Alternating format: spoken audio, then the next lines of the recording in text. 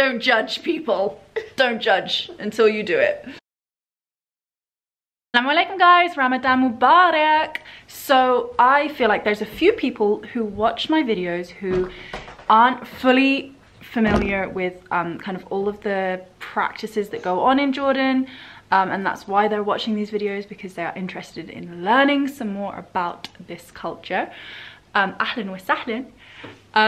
I want to talk today about Ramadan because it is Ramadan, and this is an especially relevant Ramadan for me because it's the first time that I am fasting with intention. So I'm going to go right back to the beginning and explain what Ramadan is. So once upon a time, a very long time ago, a man named Muhammad alayhi salam first received word from God, essentially.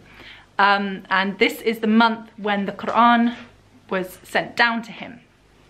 So this is a very special month for Muslims, and it's one of the 5 pillars of the Islamic faith is to fast during Ramadan. And during this month, you not only fast from food and drink, which is what everyone focuses on, like you can't drink water, but it goes further than that. So it's very much a spiritual month when you kind of engage with your religion. So during this month, you also have to fast from negative thoughts, from bad thoughts. You have to control your emotions a lot more, which is very challenging when you are fasting.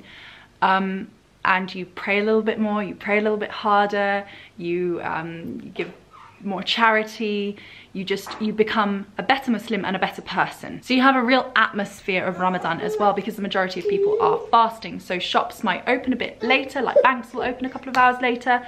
Hi bunny. And they'll close a bit earlier, and then they will reopen when it is sunset, when everyone has broken their fast, they'll reopen. And then you can find people, you know, in the mall until 2 or 3 a.m. And as well, along with the lines of this atmosphere, you see people putting up their pretty lights everywhere. And you see a lot of lanterns as well. Most homes will have one of those lanterns. You'll see twinkly lights with stars and moons and things. Obviously, you see a lot of moons during this period because the Islamic calendar is a lunar calendar, which means that the position of the moon determines the date. You know, especially you see with kids will be doing a lot of activities learning about the different phases of the moon. And you just see a lot of moons around and a lot of stars, which is just very magical. So you fast all day from Fajr until sunset, and you have your iftar in the evening, that's like breaking your fast, and in sahur in the morning, which is when you eat a breakfast. You eat some food before you start your fast again. And the purpose isn't for you to suffer. So, you know, you eat a really good sahur, you eat a really good food that will set you up for the day. And you be strategic about it. So you eat bananas and cucumbers and sensible things like that, and dates. You know, for me personally, this is now my 7th Ramadan that I have been kind of like aware of Ramadan. The first time that I tried to fast in England. It was July and it was really hot. And the day was like, it was like 19 hours or something ridiculous. You break your fast and then you're preparing sahur. It's not that bad, but still. My heart goes out to British Muslims right now. I tried it one day and I was like, nah, I can't do this. This has got to be bad for you. This feels really like physically unpleasant. But it is really good for you. And it like detoxifies you. And if you're fasting in the right way, so you're breaking your fast in the right way as well, you know, with some water and with dates, and not breaking your fast with sambusik, it feels terrible on the first day. My first day of fasting with intention. So the difference is that you can't fast, like what I used to do was I would either dry fast, which means I wouldn't eat any food all day, just so I can like enjoy iftar with my husband or with his family. But I would like drink water and drink coffee and things during the day.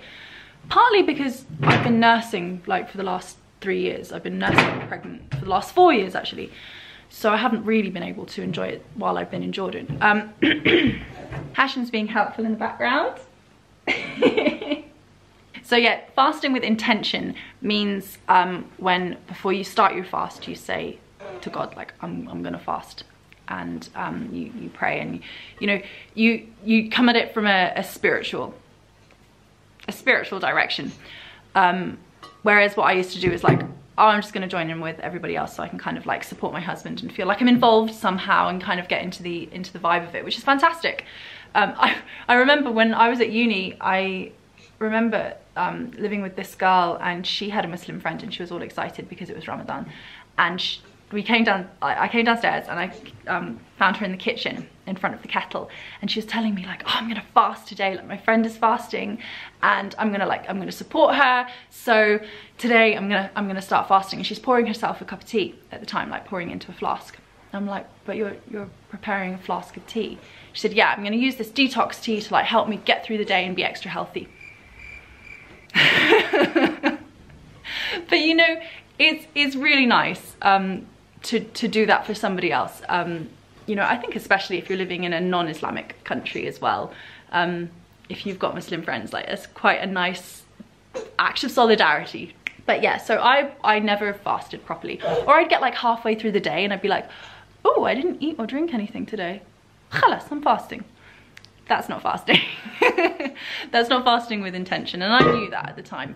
But yeah, this year I'm fasting with intention, and it's a different experience entirely. So my first day I suffered. I assume I had a caffeine withdrawal because I drink a lot of coffee, and also I drank loads of water before the fast started.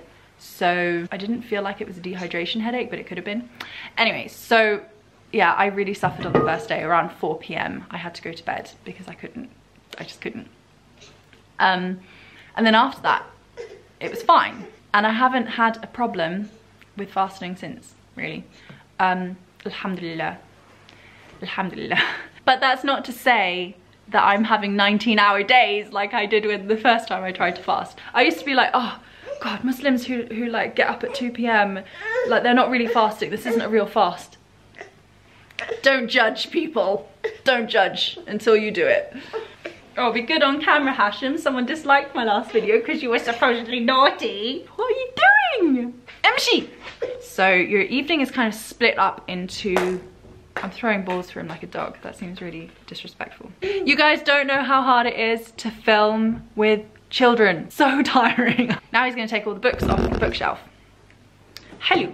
So something that you tend not to notice is how much your life is kind of punctuated or dictated by food. And when you take that element out of your day, it can feel like, wow, where's your routine gone? With kids, it's a bit different because you have to keep the routine up for them. Definitely the evening is very much punctuated by consuming things. So you've got to look forward to all the games that you might play and the different TV series that you might watch and things, but you've also got to look forward to, you know, after iftar we're gonna have coffee, and then after coffee we're gonna have bizr, and then after bizr we're gonna have watermelon, and then after watermelon we're gonna have cake and dessert. And what dessert am I gonna make today? And you know, it's not, you shouldn't be over consuming during Ramadan. That's not the idea, but like you've got a lot of little things to look forward to in the evening that kind of just frame your evening. It kind of gives your evening kind of some kind of punctuation, and it's just really nice. It's just really nice to look forward to. And in between, like snacking between things, like you take a break and you think, oh, what am I gonna have next? Yeah, and it's just special. It's not the same thing as kind of lazing about after a long day, just like eating snacks and not really thinking about what you're consuming. You're really looking forward to what you're gonna eat or what you're gonna drink and when you're gonna do it, and you know how you're gonna do it and things. So yeah, it's very different. I'm gonna do a series on Ramadan. My next video, inshallah, is gonna be about different traditions around the Islamic world, or just like around the entire world, different Ramadan traditions. So if you're interested in that video, or if you're interested in any other videos that I might do, then click subscribe. And if you click on the bell icon next to subscribe, you will get a notification when I upload, because if you are a subscriber, you'll know that I'm pretty inconsistent. And that's the way around it. Click the bell subscription. I hate selling myself like this. Okay, so if you are fasting, I hope that it is an easy fast for you. And I hope that you're enjoying this month. Inshallah, I'll be back with some more Ramadan inspired content soon. Ma salama, take care guys, bye.